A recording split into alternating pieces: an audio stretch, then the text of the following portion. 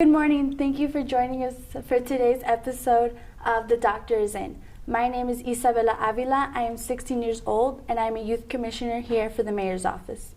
Under usual circumstances, I would be attending Lane Tech right now as a sophomore, but right now I'm residing in the Logan Square neighborhood. Before we start, if you have questions for Dr. Arwady, let us know in the comments below, and if you're on Twitter, use the hashtag #AskDrArwady. Dr. Arwady is the Commissioner for the Chicago Department of Public Health.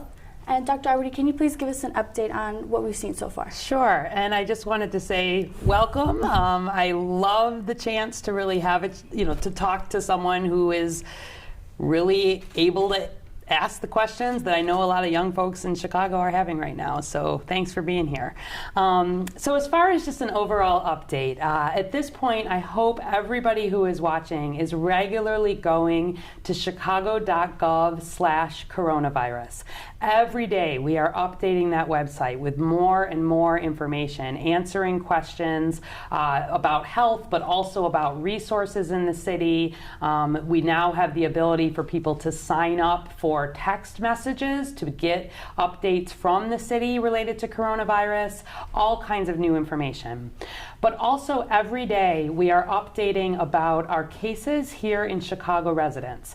You'll recall that yesterday I told you we continue to see, and I expect to see for some time, big rises in our number of cases. Some of that is because testing is really coming more and more online every day. We talked some about that yesterday. But a lot of it is because we are just in this growth time on the upward swing for coronavirus, and we will be for some time. So I'll give some quick numbers, but then I actually, if you don't mind, I'm going to take a minute and describe this flattening the curve, all right? Like, you've probably been hearing a lot about this, and I want to make sure everybody understands it. So in Chicago, we're at 151 lab-confirmed cases for Chicago residents, and we are at 2 deaths. One of the deaths that was announced yesterday by the governor at the 2:30 press conference, where we update the numbers each day, unfortunately was a Chicago resident, a woman in her 80s with underlying medical conditions. Again, every time this happens, we think so much about her family and friends, and everybody who has loved ones who are in the hospital now with coronavirus. So in Illinois, we're up to 422 confirmed cases and 4 deaths, including the Chicago ones. In the US, we're over 10,000, and in the world, we're over 200,000. You can go on the website and see more details. I think as opposed to more with the data, let's talk about this flattening the curve perspective. People have heard that term a lot, but let's pull up a graph if we can, and I want to help folks understand what we mean when we say flatten the curve. So let me know when that is up. We're just waiting to get that up, but while that is coming, the idea of flattening the curve is the rise in cases. There it is, perfect. So let's take a good look at this graph. On the x-axis, on the bottom, for those of you who may be doing a little homeschooling and it's been a while since math class, the x-axis on the bottom shows us the time since the first case. And then on the y-axis, the one that goes up and down on the left, our number of cases. And you can see you can look at mine here if you want while we're doing this, that the red really shows a very rapid increase of cases. And you can see that it says without protective measures. Protective measures in this case means all of the things that we have been doing as a society to keep people from having more interaction with each other. So it means the closing the schools. It means the not having the large gatherings. It means not having the bars and the restaurants open. It means really getting people to stay home unless they are essential workers. And we've been talking a lot about the importance of really absolutely 100% being home when you're sick, absolutely people who are in those higher risk categories being home, but you've been hearing us say over and over again that if there is not a very good reason to be out, we don't want you out. And the idea is that with all of these things in place, we move our curve from the red, where it's a very steep increase, to more of the blue, where the increase is slower. And you can see the blue says with protective measures, meaning all of these things in place. And then that dotted line is healthcare system capacity. We haven't talked a whole lot about this. Healthcare system capacity means our hospitals. How many beds do they have? How many doctors and nurses do they have? What is the capability to really take care of a potential surge of sick patients? And so you can see that in the red curve, where you have a really big, rapid, fast increase of cases, you move up above that dotted line and you have the potential where your healthcare system can't really handle that surge of patients so well. And in Italy, if folks have been following this, we have seen situations where there are hospitals that just don't have enough beds or enough equipment to really be able to provide. And so everything we're doing is about flattening the curve, moving it down to blue so that even if we see a surge of patients, we're able to stay within the capacity of the healthcare system. I've got one other graph I'd like to just show quickly, if we can move to it. We won't spend as long talking about it, but the idea of flattening the curve also is that different countries have really had differing times that they've put these really dramatic restrictions in place. And so on the graph that's coming up, you'll see there's a line that has a lot of different colors on it. There's a purple that is Italy, and you see on there lots of the other European countries and the US that are all rising on this really quite steep curve. But then you see in black, there's one that looks like it's not rising as fast, and that's Japan.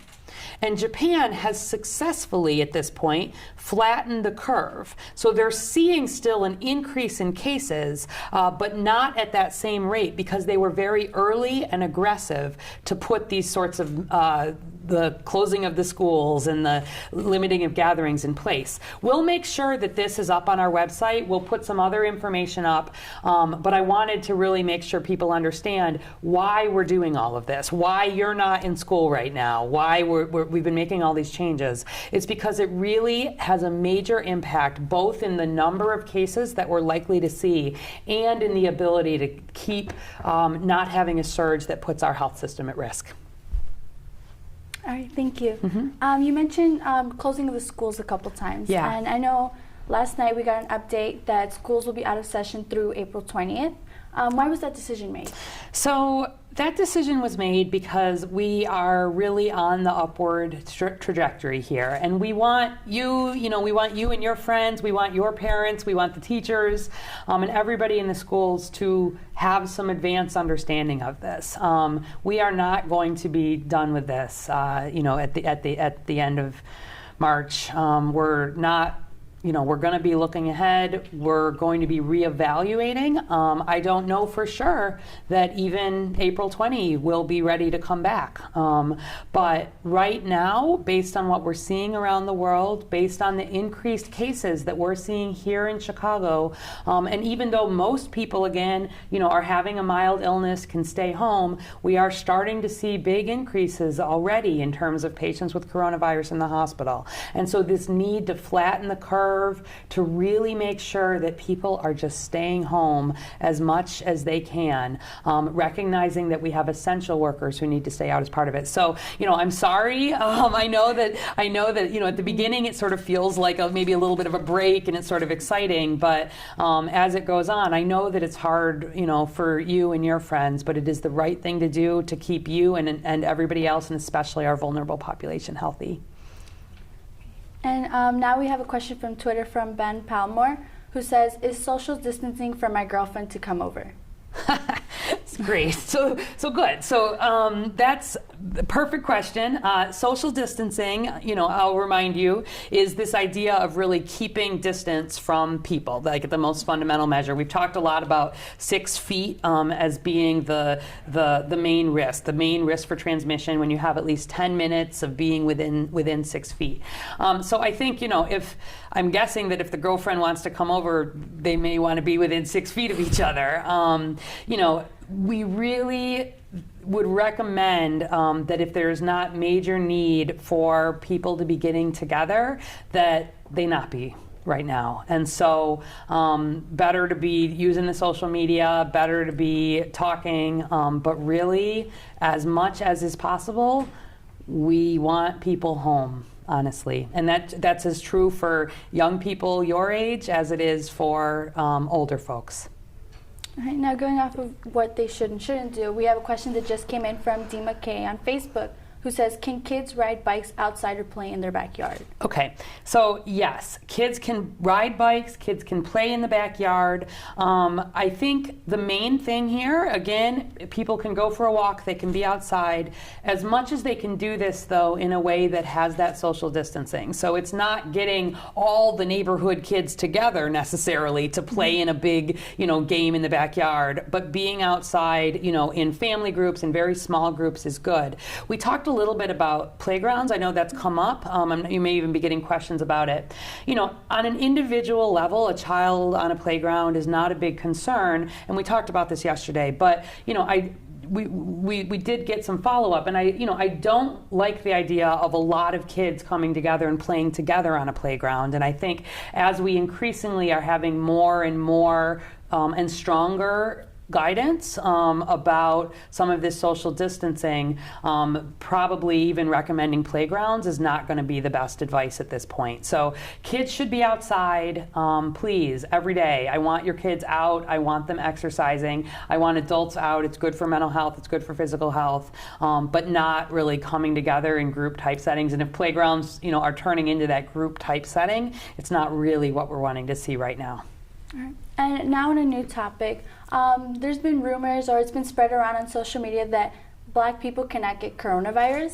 What are your thoughts on this? Is that something you've been hearing or seeing on social media? It's been going around on social media and, especially Twitter. So, this virus does not discriminate in any way. We have people here in Chicago with coronavirus who are Black, who are white, who are Asian, who are Latinx or Hispanic. We have people of all ages, from 8 to 91. We have people from all communities. We have people from all walks of life, if you will. Nobody has immunity to coronavirus. This is why we're doing these such aggressive measures. Everybody has the potential for susceptibility. And I would really, if anything that you and people your age, I know you do a lot more social media than I do, can be doing to help shut those kinds of rumors down, please do it. Thanks.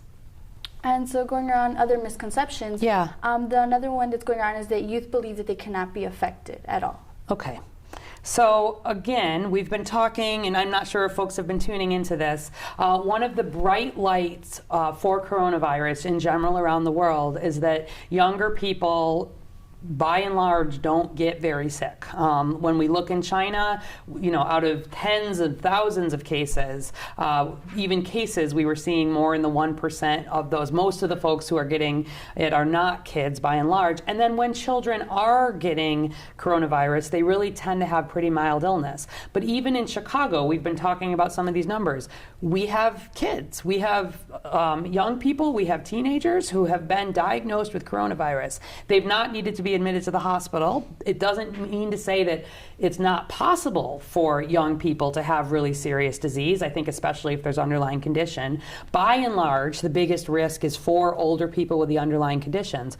But absolutely, kids can get coronavirus. And so really one of the things about being responsible, not going out and partying on spring break, like staying in, being home, is because even if you're not very worried about yourself, you probably are around older people who may be vulnerable, even people in your own family. And it's a time really for everybody to be staying home, to be not going out unless there's major needs.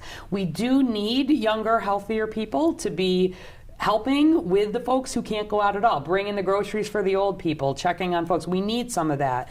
But it's not about thinking, if I'm a kid, I don't have to worry about this at all. It's about recognizing we need everybody in the community to take the advice seriously. Right, and then you mentioned those who are out on spring break. There's been a lot, especially we saw a lot in the news yesterday about spring breakers in Florida still on beaches. Yeah. What should they be doing, or what can be done? Because I know they can still transmit it. Yeah, so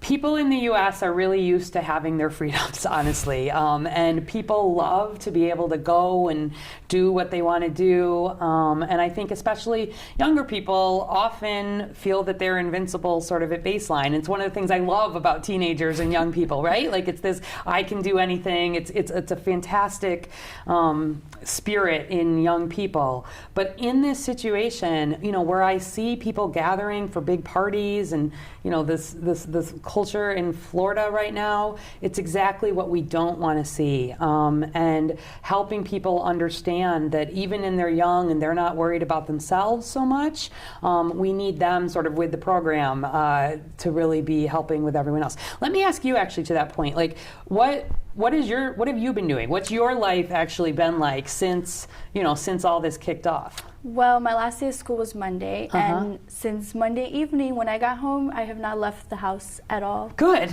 good. That is the answer I like to hear. What have you been doing then? I do get some assignments for homework. Good. Other than that, it's just been, I have 2 younger siblings at home, so it's just been spending time and just trying to keep our energy levels up. Yep. Just not getting like cabin fever in a sense. Yeah, exactly. And I think, how old are you? 16. 16. So, people in your age group, it's about being responsible. It's about thinking, are there ways to help with the younger kids? Are there ways to, try to keep things moving, keep things healthy, keep spirits up, keep the good information on social media going? Really think about ways, I would love folks your age to be thinking about how can we be through social media? How can we be getting the right messaging out? Like when you told me this thing about, there's a rumor that black people can't get coronavirus, we have got to shut that down. I think folks your age are a lot better than folks my age are about how to tell this message, like creatively and well. So I love it when I hear about people spending time like that. But, we brought you out to do this because it's important to get the messaging out. We've been doing the social distancing the whole time here, but I'm glad to hear that's what you've been doing. Right. And so, going back to misconceptions and proving them wrong, another one is that people believe that face masks will protect them, and that's why they're buying them so much, when in reality they should be going to, those who are in the healthcare. Yeah, and that's right. This dotted line that I showed you that was about this healthcare capacity, that's also about things like having the masks and having the equipment that help protect our healthcare workers. The Chicago Department of Public Health keeps big supplies of this sort of equipment for healthcare workers. We also look to the federal government to really backfill on a lot of that, and there's a ton of behind the scenes work happening to make sure that our healthcare workers are protected. We actually had some orders even last night around protecting, doing personal protective equipment in hospitals and thinking about how to conserve that.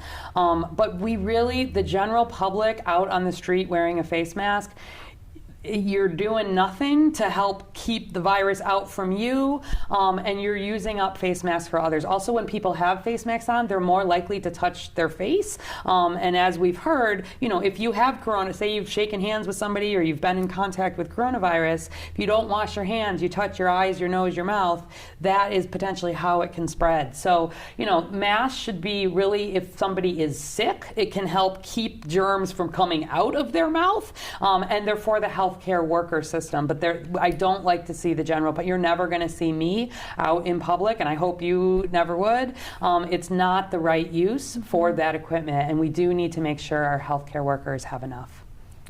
And now, talking about social distancing, Erica Allison from Facebook said, "What should we do at grocery stores? I was at one early this morning and it was crowded and not proper social distancing. Can we do anything to keep ourselves safe there?" Yeah, so certainly I think people obviously are worried and they're wanting to make sure that they have supplies.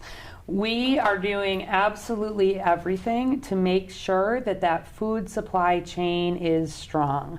As additional orders have been coming out around the country, as I think, we may see some more of these here, we exempt people who are in that food service chain. Those are essential workers in the same way that healthcare workers are essential and the people who keep our electricity on and our water running. And so we need people to be able to go and get the groceries, but I don't need panic sort of out and buying. I know there have been some stores here in Chicago that have set aside hours, for example, for elderly residents or people with underlying conditions. I think that's great, really making sure that we've got some time that again, in a very careful social distancing kind of way, we're setting that aside. And everyone else, we want you. We know you need supplies. We're going to make sure supplies are still in the grocery store, so you don't need to panic out and buying things. We'll make sure people continue to get the food they need. And so if you go to a grocery store and you see it super crowded right now, maybe wait and come back tomorrow or the next day. We've got systems in place. We're not going to run out of food. And so that's what I would say. Keep the distance. Keep folks calm. We know how to keep each other safe. This social distancing is the main part of that. All right, and then Stina Bell Fernandez from Facebook asked, "Mental health, what are you doing? People are isolating and need care." Yeah, so there's a lot happening on that. If you go to our website again, chicago.gov/coronavirus, you'll see already there's resources on there. 311 is set up to be able to connect folks to trained counselors through NAMI, which is a hotline that can locally help where folks are needing sort of individual level questions. Our own mental health clinics, for example, and I know many others, are really working on setting up the telemedicine capability where you can be providing therapy to people either sort of through a FaceTime Skype type mechanism or via telephone. And the other thing is I would really, from the mental health perspective, it is absolutely safe for everybody to be picking up the telephone and talking to each other. And I think talking to people who may be in these really vulnerable categories and can't go out at all, being honest about the feelings everybody's feeling right now, feeling worry, feeling anxious. What are some things that I can do today, right? I can go out and I can take a walk. I can make a list of projects I might want to do at home. I can read through the website and really have some good up-to-date information. I can work on getting good information out on social media. I can, if I'm making dinner, who can I bring dinner to who maybe is not able to make dinner? Thinking really practically about things that I can do to feel in control of my situation, and being informed, helping everybody stay calm, pay attention to the science. We're going to keep giving these updates. We're going to keep sharing it. We need people taking this seriously, really staying home, staying close, and making sure that we're thinking together about how we get through this, which we absolutely will as a city. Another question? No, any other questions? Yeah. Well, there is one other thought on COVID-19, which is Cheryl from Facebook. People are reporting a loss of sense of smell for COVID-19. Is that a symptom? Yeah, I saw that too. So there have been a few case reports of potentially people having some temporary loss of smell or even of taste. We're learning more about this virus every day, to be perfectly honest. There have not been any broad trials looking at this. It's not been something that we ask on a regular basis to every patient. we're learning more about it. It'll be something that we'll follow and potentially add. We're using a lot of cleaning products, which could also have effects on people's sense of smell and taste. People can have changes in their smell and taste for all kinds of reasons that are not coronavirus. But I think we'll be learning more. And every day we learn more about this virus, and we'll be spreading. We'll be sharing the information as we come. So I'll put that one in the back of my head. And if we see more actual trials around it, we'll come back and answer that question more fully.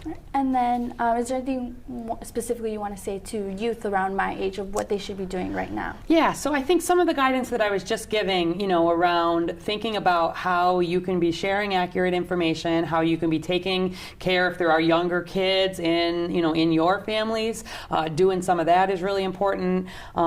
Being as helpful as you can be around the house is good. Your parents are probably, some of them, trying to work from home, and older kids kind of stepping up and being helpful in that way is great. Talking to folks, doing the social media, staying home, doing that. I know kids your age are pretty good at sort of being home and sort of being on the social media. You're set up to be thriving in this setting in a way that older people may not be. If you've got older folks at home, teach them how to use a Skype or a FaceTime, help them stay connected. And really, you guys are positive, and I love that about younger people by and large. Help us keep that positive spirit for everybody while we share good information and take this seriously. All right, thank you so much. Yeah, thank you for coming. I appreciate the perspective.